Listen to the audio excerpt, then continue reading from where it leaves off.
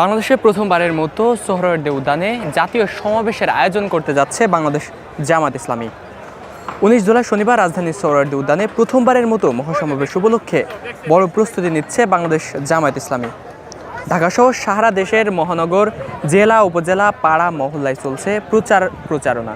Leaflet, poster, banner, festoon সহ গান, নাটক ইত্যাদির মাধ্যমে সমাবেশের বার্তা পৌঁছানো হচ্ছে সাধারণ মানুষের কাছে।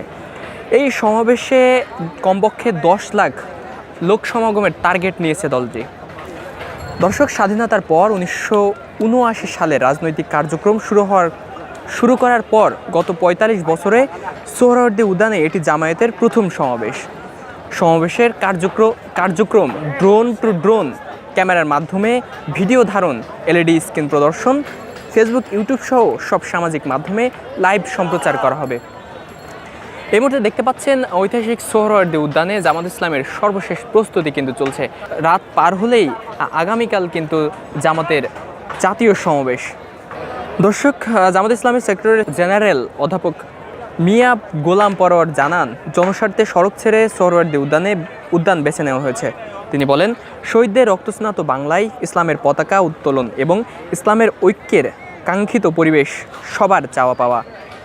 এই আকাঙ্ক্ষা সামনে রেখে জাতীয় সমাবেশের আয়োজন করা হচ্ছে। এই সমাবেশ হবে আগামী দিনের ঐক্যের টার্নিং পয়েন্ট।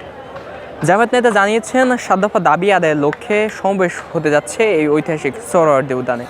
দাবিগুলো হলো নির্বাচন অবাধ, সুষ্ঠু, নিরপেক্ষ ও শান্তিপূর্ণভাবে অনুষ্ঠানের লক্ষ্যে লেভেল প্লেয়িং ফিল্ড নিশ্চিতকরণ, সব গণহত্যার বিচার, প্রয়োজনীয় মৌলিক সংস্কার, জুলাই সনদ ও ঘোষণাপত্রের বাস্তবায়ন, জুলাই অভ্যুত্থানের শহীদ ও আহত ব্যক্তিদের পরিবারের পুনর্বাসন, পিআর পদ্ধতিতে জাতীয় নির্বাচন অনুষ্ঠান এবং 1 কোটির বেশি প্রবাসীকে ভোটদানের ব্যবস্থা করা।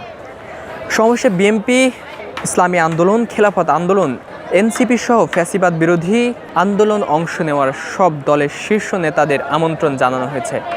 দলটির নেতারা জানান, সমাবেশে 20টি পয়েন্টে প্রায় 6000 স্বেচ্ছাসেবক দায়িত্ব পালন করবে।